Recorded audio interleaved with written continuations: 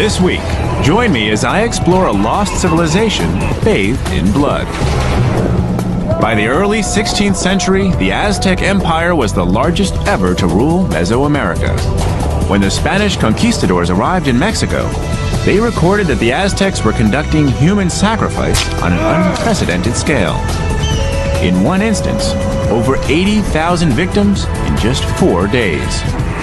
It's a very sacred site. Just who were the Aztecs, and why did they conduct ritual human sacrifice? They reach in, grab my still beating heart, and pull it up and show it to the world.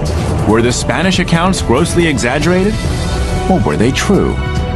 To find out, I'll experiment with the weapons of a warrior nation. Use forensic science to examine scarred bones from an Aztec burial site, and put some of the legends of blood sacrifice to the test. We're digging for the truth, and we're going to extremes to do it. That's the bone.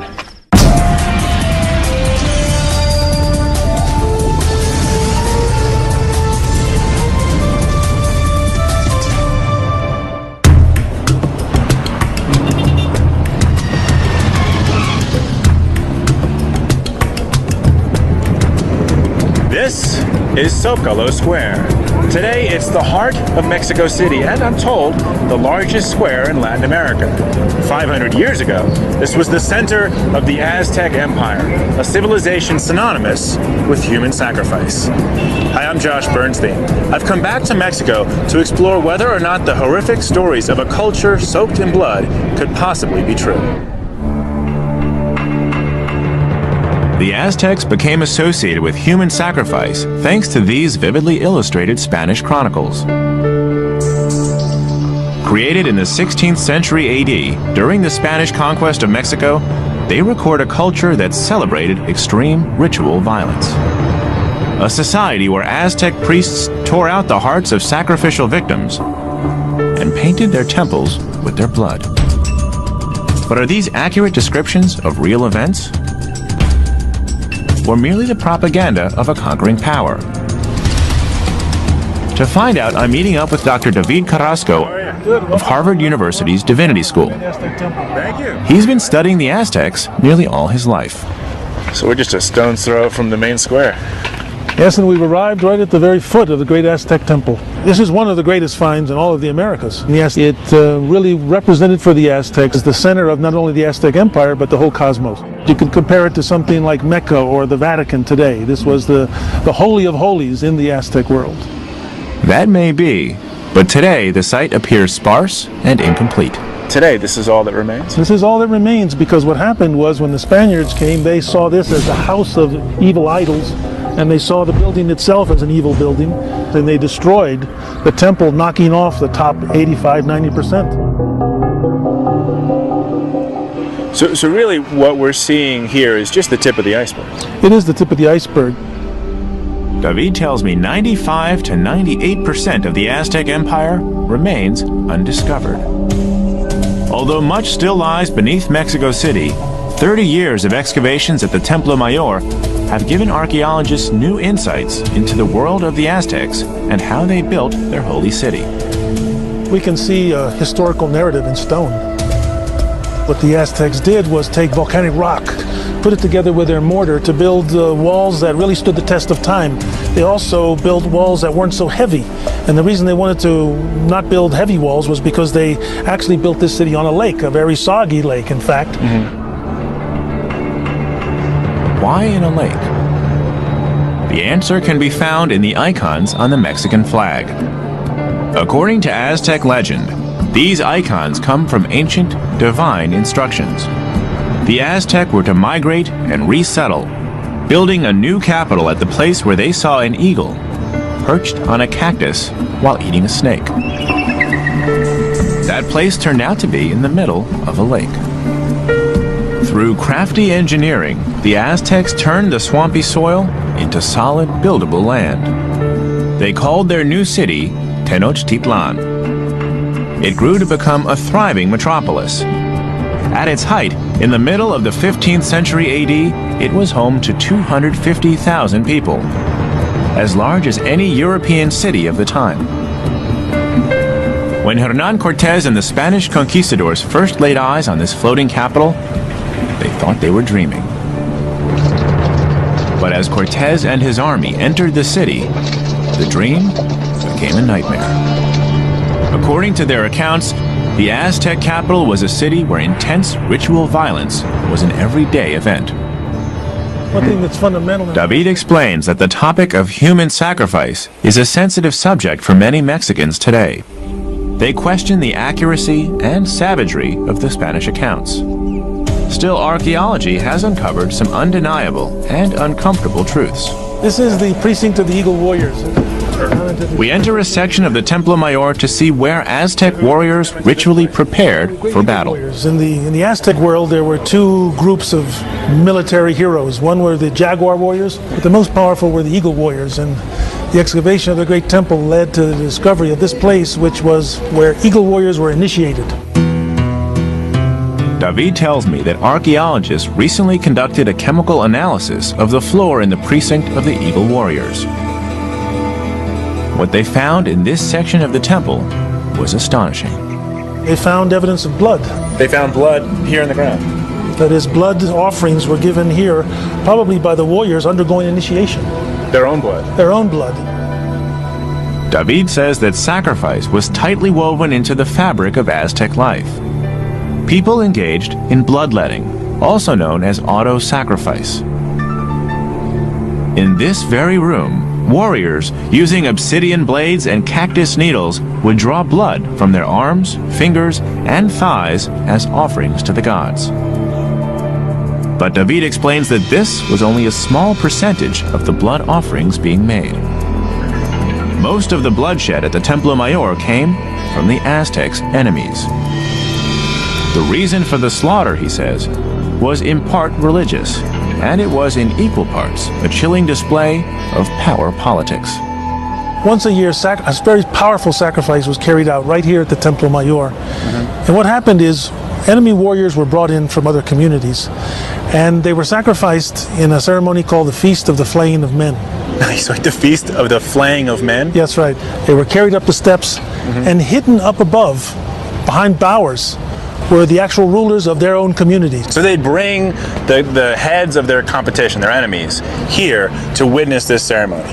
Yes, in this case, the sacrifice itself was a political statement. This is what happens if you defy us, if you don't pay us tribute, if you don't go along with our alliance. You come in and you watch this, or else we'll get you. It sounds like there was a lot of complexity. It would seem that warfare, bloodshed, and politics were part of everyday Aztec life. This is what gives us the... David tells me that one artifact in particular is a testament to how central blood offerings were to their religious beliefs. For a closer look, David and I head across town to the National Museum of Anthropology. What we're entering into is the greatest image of the Aztec notion of the universe. It's one of the masterpieces of world sculpture. The Aztec sunstone was discovered in 1790 in Zocalo Square near the Templo Mayor. This magnificently carved stone measures 12 feet in diameter and weighs over 24 tons.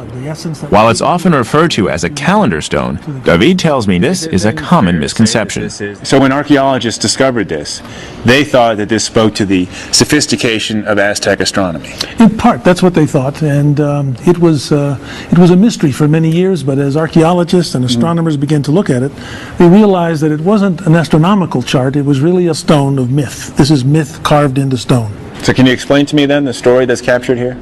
Well, this is called the myths of the suns, and it tells us that the universe has passed through 4 previous ages prior to the Aztec age. And each of those ages is in one of the boxes, where we see now the Aztec age, the age of movement or earthquake, and there is the sun god with a tongue of an obsidian knife, representing that sacrifices must be given to give him energy to move across the heavens. David says the cultural significance of the obsidian tongue can't be underestimated. This blade is similar to the one the Aztec priests used to cut open the chests of sacrificial victims and carve out their hearts. The symbolism captured in the sunstone tells us the Aztecs believed their gods demanded human flesh for the sun to rise each day. They had to continue to nourish the sun. They had to continue to pay back this debt of life that had been given to them. David tells me that in addition to the Spanish chronicles or codices, we also have some created by the Aztecs themselves. Interestingly, they're much less gruesome than the Spanish accounts, but they too leave little doubt that sacrifice was part of the fabric of Aztec life. Most people don't realize that 15 painted books produced prior to the coming of the Spaniards have survived the conquest. And we can look into these pictorial manuscripts and we can see images of sacrifice, gods sacrificing themselves, human beings being sacrificed, animals being sacrificed. So we have the story represented both by the insiders, the Aztecs, and the outsiders as the Spanish wrote it down. Exactly. What we have to do today is to put these two together to see what's the most accurate picture of ritual violence in the Aztec world. I'm in Mexico City investigating accounts of mass sacrifice in the Aztec world. So far, I've learned how they built the most powerful empire in Mesoamerica and a thriving capital in the middle of a lake. But there was also a dark side. The Aztecs believed their gods required a steady diet of human flesh and blood. And Spanish records describe a culture that celebrated ritual violence on an almost unimaginable scale. In particular, several accounts describe how in a single 4-day period, the Aztec priests slaughtered 80,400 people. But did it really happen? To find out, I'm traveling to another Aztec temple about 8 miles northwest of the Templo Mayor. We're at the archaeological zone of Santa Cecilia Acatitlan. Dr. David Carrasco of Harvard University's Divinity School It's a very sacred site. has studied the religious beliefs of the Aztecs for over 30 years. What they would call the house of the god. The Aztecs worshipped over 100 gods, many requiring some type of blood offering. And it was at pyramid temples like this that the gods received their bloody sacrament. David, I understand that, like, say, Egyptian pyramids were built as tombs for the pharaohs, and then Maya pyramids were built to create caves to get into the underworld. What about Aztec pyramids? This is one of the most sacred places in the Aztec world conceptually because it's a house of the gods. Okay. We may call it a pyramid, but for these people, this is where the gods lived. The idea is that it holds great agricultural abundance under the control of the deities and the ancestors who live inside. They guard the seeds and the hearts that give life to the world outside of the hill. For the gods to release this energy and allow life and prosperity on earth, blood offerings had to be made to the gods of the temple. Do we have any eyewitness accounts of the ceremonies that took place here? There are a few eyewitness accounts that the Spaniards have left us because the Spaniards happened to see some of their own soldiers being sacrificed at a temple like this one, the Great Temple in Mexico City. Okay. Well, if we go up there, can you show me how the ritual played out? Yeah, let's take a climb. Okay. As we climb the pyramid, David explains that before sacrifice, each victim or sacrificial vessel had to be properly prepared. During a 20-day celebration, his diet and his appearance were modified in preparation for the ritual ahead. At the end, he was given mind-altering substances. So let's say I'm the vessel, right? Altered state, prepared. I come up here, what happens? Well, you'd immediately come under the control of 6 priests. And these 6 priests would then take you and they would spread you backward over the stone. Physically forcing me into position. That's right. Okay, well, let's pretend there are 6 invisible priests now. Which I can tell you right away, I can feel everything in here just got a lot tighter. It's not uncomfortable, but, you know, given what's about to happen, it's probably not the best scenario. At that point, you make an incision and take out your heart. Like in the movies, they reach in, grab my still beating heart, and pull it up and show it to the world? And they would then take the heart and they would offer it to the 4 quarters of the universe. And then they would take the heart and they would place it in a special vessel. Wow, okay. Beyond the removal of my heart, what would then happen to my now heartless body? It could be that your head would be taken off and become part of the skull rack. They could also skin you because your skin was understood to be representative of the new corn. Okay. Other body parts could also be distributed or used in different ritual ways. And this was something that culturally had been going on for hundreds of years. Right? Some form of this had been going on for hundreds of years. The Aztecs seem to have escalated it as their empire got larger. their temple got larger, and the number of sacrifices got larger. Because their gods got stronger, I suppose. They took it to a new level, and that level is the one that fascinates us today. So far, the accounts of the Spanish conquistadors appear to be holding up. But did the Aztecs really sacrifice tens of thousands of people in a single day? If so, how did they capture and then control so many people? Let's go find out. The Spanish chronicles paint a frightening portrait of the ancient Aztecs. At face value, they offer powerful evidence that large armies and fearsome warriors thrived under Aztec control. But how much of this is self-serving Spanish propaganda? And if the Aztecs did possess large armies, did they also possess the war machinery needed to capture tens of thousands of captives at a time? I decide to take a look at the weapons and tactics of the Aztecs. I'm going 1,100 miles north of Mexico City to the small town of Sonoita to meet my old friend Bob Perkins. His nearly 30-year study of ancient weaponry has earned him the unique nickname Atlatl Bob. Hi, Bob. Hey, Josh. How are you? Hey, how the hell are you? Good to see you again. Yeah, so It's been a while. Well, you brought some great stuff here, huh? Yeah, brought some atlatls and darts Okay. for us to play with out here. This was their preferred weapon for warfare. Your fingers would go in the finger loops here. Bob tells me that one of the principal weapons of the Aztecs was the atlatl. You'd engage. And the evidence comes not from the Spanish sources, but from the Aztecs themselves. Their gods are often depicted holding this weapon with its long arrow-like projectiles called atlatl darts. And they do look like super arrows. Right, it's literally an arrow on steroids. Yeah. And it looked more like this back in the day. Right. Here we got a nice authentic example. This is made out of river cane, which is indigenous to North America. In terms of throwing it, you'd bring your arm back. Right. And launch the dart. Launch it much like a tennis serve. Well, then how about we put all this together and see how the atlatl actually works? We always want to be careful. These are deadly weapons. Give you a little demonstration of how far these things can go. You can do 100 yards with this easy. And it does like between 120 and 140 feet per second, like 80 miles an hour. Clearly, these long-distance projectiles would be a concern for those on the receiving end. Go. Where do I want to let go? Now it's my turn to throw the atlatl. And once you push, the momentum holds it in place. Right. Atlatl away. Mine went more up than out. My first attempts to throw this lethal dart are, well, pathetic. And I assume that like any weapon, with time, the hunter or warrior would gain expertise in distance and control. Right.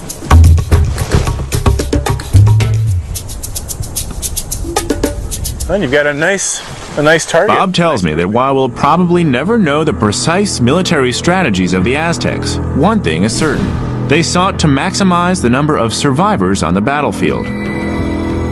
Their goal? To capture their enemies alive for future sacrifices to their gods. Bob explains that the atlatl was likely used to disperse and scatter the enemy warriors. The Aztecs would then swoop in for hand-to-hand combat. But when fighting in close quarters, the Aztecs had a very different weapon of choice. It was called the macahuitl.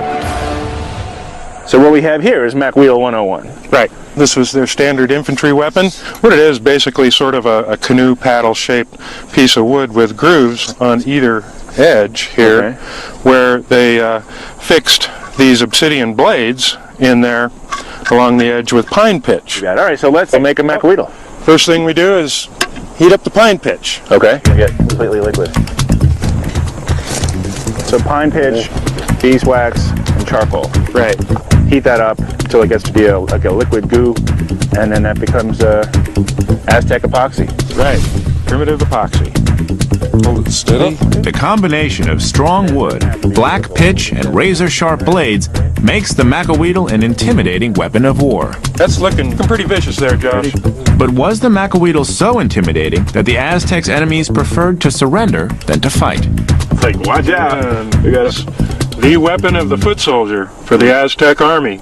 This is standard issue. Yeah. Here you go, grasshopper. Today you are a man. Oh, thank you. I have macweedle.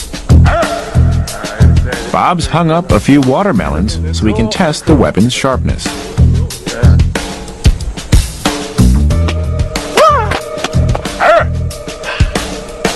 Very good.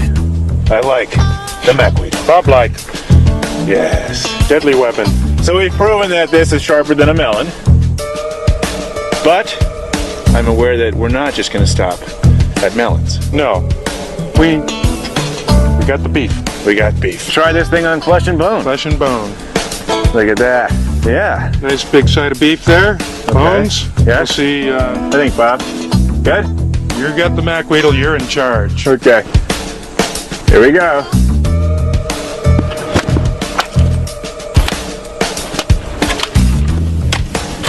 More effective. Switching sides.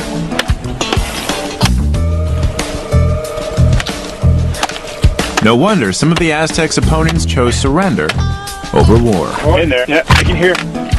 That's the bone. Effective, you think? Oh, highly effective. Slightly. So the atlatl and the macweedle, very effective weapons of war. But what about in terms of the quantities of people needed to create these giant sacrifices? The whole thing with their warfare was to come in and they would hook and jab for real, but it was all outmaneuvering one side or another, and once the other side knew that resistance was futile, they would start to give it up. Bob tells me that minimizing casualties on the battlefield was preferred. In fact, warriors were given special incentives to bring back live bodies, saving them for the bloody altars that fed their gods. The more captives they brought back for the sacrificial altar, the higher up in rank they went. They could actually go from a commoner to nobility based on their skill and prowess in warfare. So do we know how often the Aztec were at war? The Aztecs were in a constant state of warfare. This was a full-tilt boogie warrior society. Bob says the Aztecs even waged war for the sole purpose of bringing back sacrificial victims. They called these campaigns the Flower Wars. Because they were constantly at war, they always had access to more sacrificial victims. Yes, this is their life. This is the way they were. This was their culture. So it is possible then that there's some validity to this number. I'm in Mexico investigating the Spanish accounts of Aztec human sacrifice. Lying on a temple altar, I've learned how victims were killed and their hearts offered up to the Aztec gods. What, reach in and rip out my still beating heart? I've also wielded the weapons of the Aztec warrior. We got the beef. We got beef. And found out why surrender followed by sacrifice might have been preferable to fighting to the end.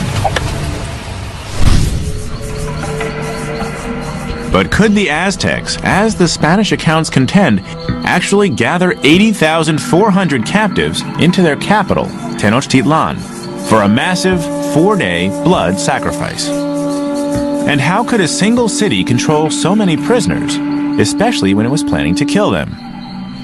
The answers again may lie in the images left by the Aztecs themselves. They frequently show a foaming white cup in the hands of an Aztec priest. It contains an intoxicating beverage used to subdue human victims before sacrifice. It's given one American scholar a lot of food for thought.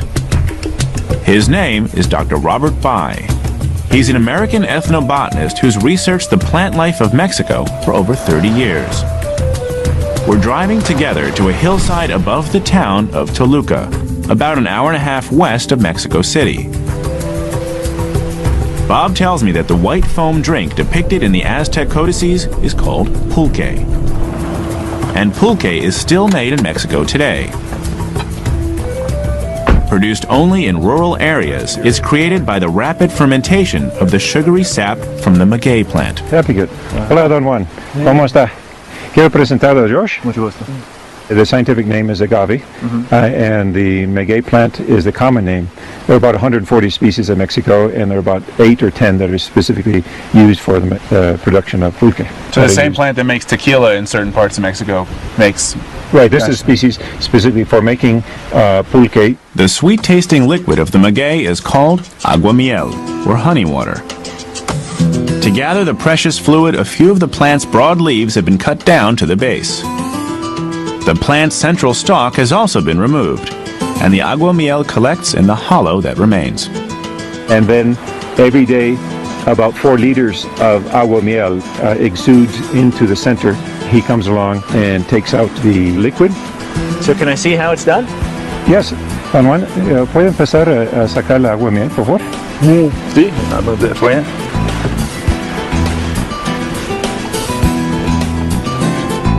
I don't know if you can see this, but the bottle is filling up with liquid. Depending on size, one plant can be harvested daily for up to 4 months. So this is the aguamiel in here now. Right. And now that he's suctioned that off, he's going to now put it into, put it in there. Into his... That's pretty quick. Next phase, turning fresh aguamiel into a frothing brew of pulque. I'll let him lead the way. For that, we head to Don Juan's home to see how it's done. This is where pulque happens. This is where it's fermented. Okay. So when he comes back from the field, what he has is his agua miel, the honey water. And what he needs to do is put it into the batch that he has already fermented from previous days. And then once he has the harvest basically emptied into this barrel, how long does it have to ferment? The people here usually like the weaker pulque, so they'll leave it for about a day. Okay. Other pulques can ferment up to about 7 days, about a week. Right, but right now it's called agua miel. It's agua miel. And then after a day it becomes pulque. It becomes pulque. Okay, let's try it. Okay. So here we can see Okay. the pulque foam on top. Yes. Yeah, it's definitely yeasty. I can taste the fermentation happening. I don't know what it tastes like though, in terms of like comparable drinks, you know? Well, might taste like a lightly malted beer. Very light. It could become stronger either by letting it ferment longer, up to about 7 days when it reaches its peak. It'll get up to about 4 to 5%. So a few glasses of modern pulque might take the edge off a long day, but it wouldn't put you in the mood to be sacrificed. But according to Bob, Aztec pulque was a little more extreme. So pulque was part of the ritual process. Its role was primarily to create altered states of mind. That's correct. On one hand, we have the alcohol, which would inhibit the central nervous system, but also certain divine pulques were made using different kind of herbs that would help further enhance the altered state of mind. Ah, so even what we're drinking is just one form of pulque. Right. This is the pure form that is unaltered. Salud. Salud. Bob explains Aztec priests spiked pulque with herbs to heighten the hallucinogenic effect on their sacrificial victims before reaching the altar. To learn more about these herbs, we return to Mexico City to a very special herbal market. It's here where one can still find the hallucinogenic plants once used by the Aztec priests. There's a nice selection of herbs here. Yeah, we have herbs that come from all around the country and also other parts of Mesoamerica. Oh, okay. There's probably about 60 or 70 species of plants that were used in making different concoctions that were given to the participants in human sacrifices. In terms of really stunning the people, especially the sacrificial victims, so that they would be more submissive. And here we have a plant. This is very dangerous. This is called toloache, that are used to numb the nervous system. I wouldn't touch it because it's very, very dangerous. And this is something that people become crazy. In fact, in Mexico, just touching it. Just touching it, and then you're touching it. I've been touching this for about 35 years, so people think I'm already crazy. Oh, I see. So this is a plant. Toloache is also called datura. Hold on, I want to. If I use these. And requires very careful handling. Wow, I didn't think you could go crazy from just touching a plant. I always wonder when I hear about plants like this, how they discovered that effect. Like someone must have one day accidentally eaten this, right, and went off on a little trip, and came back and said, "Guys, check this out." Check this out, exactly. Yeah? So if someone wanted to put another person in an altered state of mind, this plant would do that. This would be one of the best plants to do that. Correct. Okay, I'll put it down before I go crazy. Right. Bob has analyzed the Aztec codices carefully. He believes their priests were familiar with the psychoactive and medicinal properties of many plants. In fact, he says their knowledge was encyclopedic. And one of the other codices, they record over 3,500 medicinal plants. And today we still haven't discovered even what a third of those plants are. Gotcha. That's amazing. Yep. It's highly suggestive. The Aztecs possessed the means to chemically and psychologically incapacitate large numbers of prisoners prior to their slaughter. But was it on the scale the Spanish alleged? I'm in Mexico trying to separate fact from fiction in the bloody world of the ancient Aztecs. I'm investigating 15th century Spanish allegations of a mass sacrifice of human captives. An astounding 80,400 victims in just 4 days. I've tested the macahuitl, their ferocious sword. And I've sampled pulque, the potion they use to incapacitate their prisoners. Now it's time to review the forensic evidence. I'm headed to Tlatelolco, what used to be the second largest temple in the Aztec capital region. Today, it lies in ruin, flanked by apartment buildings. Like the Templo Mayor, very little can be seen. It was destroyed by the Spanish and only rediscovered during a modern construction project. I'm meeting Dr. Carmen Pijuan from the National Museum of Anthropology. How are you? Good, nice to see you. Thank you. Another great place. She studied the burials here in great detail for over 20 years. First excavations here at Tlatelolco were in 1953. They started excavating and they found part of the Templo Mayor. This is the Templo Mayor of Tlatelolco. But they found bones here too. Yeah, quite a lot of them. Carmen tells me that thousands of bones were found here at Tlatelolco. Huge piles were found next to an important temple structure. The quantity and location indicated that the burials here were unusual. 2 skeletons, nicknamed the Tlatelolco Lovers, are still on site today. That's an interesting exhibit. This is where these bodies were actually found. Yes, they were found here, and it's a woman on the left, a man on the right. Mm-hmm. The woman is fairly young, 18 to 20 years old. But were they sacrificial victims? The evidence to date remains circumstantial. However, the sacrificial offerings found at Tlatelolco are among the largest collections of human remains recovered from the Aztec Empire. To validate accounts of human sacrifice, scientists like Carmen have had to work backwards. They examined how people were handled after their hearts were removed. This is perhaps one of the most famous and gruesome images from the Spanish codices. But for archaeologists, it proved to be a vital clue. To find out why, Carmen invites me back to her lab at the National Museum of Anthropology. All these boxes have skeletons from different parts of Mexico. Cranios.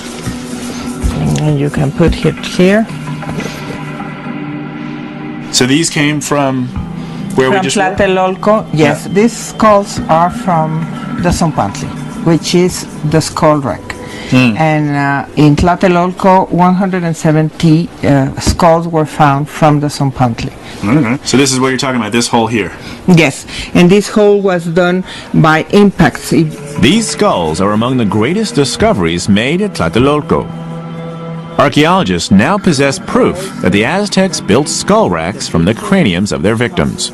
They put a stick, like if it was a necklace. The point was to put it on a rack. On a rack. Further study of the skeletal remains from Tlatelolco tells us how the rest of the body was ritually processed. You can see the cut marks here. Carmen shows me clear evidence of the flaying, skinning, and defleshing that the Spanish described. The score marks left on the bones tell the gruesome story. For example, in this femur, we have the cut marks over here. You see them? Oh, yeah. And these cut marks were left when they were opening the articulation so that they could dismember the person. So do you find score marks on a lot of these bones? And in this burial, we find cut marks on almost all of the bones. So do we know how they actually did the dismembering? They usually used this kind of blades, an obsidian blade. And you found these with the bones, or these are just modern replicas? No, these were found with some of the Zompantli's skulls. So we know that there's a good chance that this type of blade was used to make these score marks, right? Yeah, yes, exactly.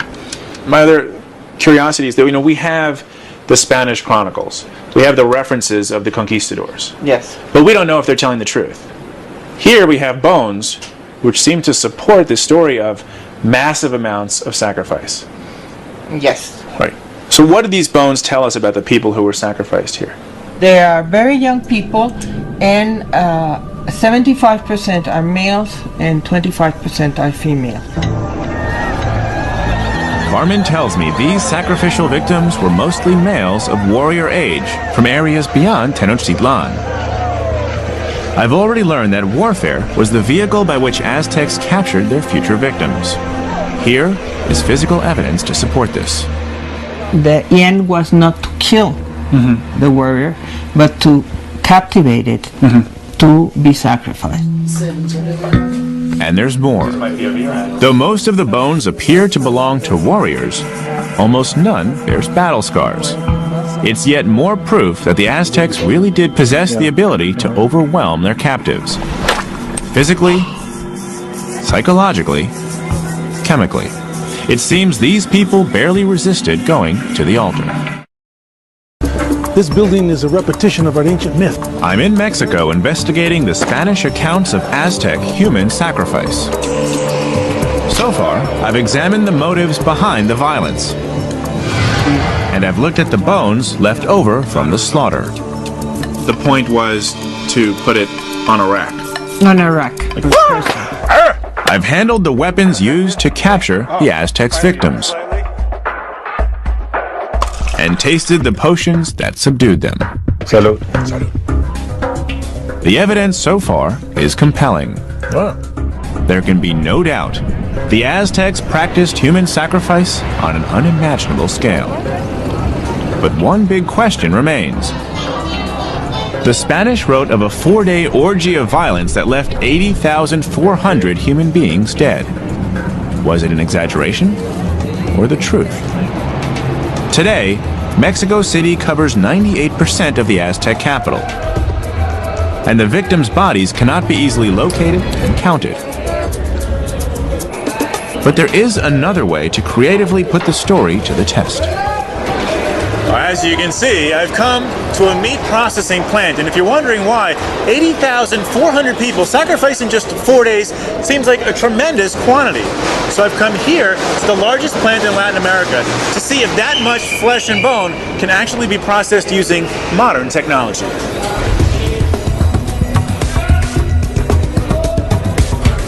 To give me a hand with this unusual experiment, It's a great place. I'm meeting Dr. Manuel Aguilar of California State University in Los Angeles. According to the codices, we have 80,400 people in 4 days. Yes, they give us about 20,000 roughly per day. How does that compare to the meat processing plant? The state-of-the-art facilities that we have produce about 375 cows per hour. 375 cows per hour. Yes, so Wow. if we extrapolate and we calculate that they would work 24 hours, so that gives us About 9,000 cows per day, yes. So a meat processing plant, 9,000 cows per day. Yes. For 24 hours. 24 hours. Right? If they worked around the clock. That's right. 20,100 people in the Aztec sacrifices. Still the Aztecs are winning, The yes. Aztecs are winning in this very gruesome competition. Okay. Okay, but that's not the fairest comparison, right? Manuel explains that in order to conduct a fair comparison, we need to weigh the flesh of the cow alongside the flesh of a sacrificial victim. We need to compare pound to pound Right. to see a better proportion. Okay, so how much would a person weigh during the Aztec Empire? We can say an average of 150 pounds. Okay, so 150 pounds times 20,100 people. We're talking about 3 million pounds 3 million, per day okay. of sacrificed people. 3 million pounds of flesh and bone. Yes. Okay, nice. With the average cow weighing about 1,000 pounds, the modern plant processes about 9 million pounds per day, or 3 times as much flesh and bone. So the modern meat processing plant 3 to does 1. more processing throughput than the Aztec temple, That's which is a right. very grisly comparison, but it's still fascinating. Okay.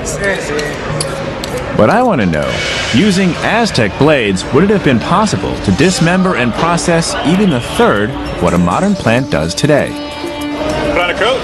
Yes. In order to simulate the bloody aftermath of a human sacrifice, Manuel has set up a demonstration. Show me the beef. Okay. Yes. How much does this weigh? About 150 pounds. So that's about a person. Yes, here, perfect. And let's do it. Okay, so after sacrifice, now dismemberment. I'm using a stone blade to cut the flesh off this carcass, This is doing a pretty good job. Yes. just like the Aztecs did. This specimen may be meatier than a human, but there's nothing like cutting some muscle and severing a few tendons to get a sense of the tremendous effort and manpower involved. Watch your fingers. Yeah. Oh, he's got good articulation. I'll tell you, it's a lot easier slicing watermelons. I'm sure many vegetarians are now in shock and awe.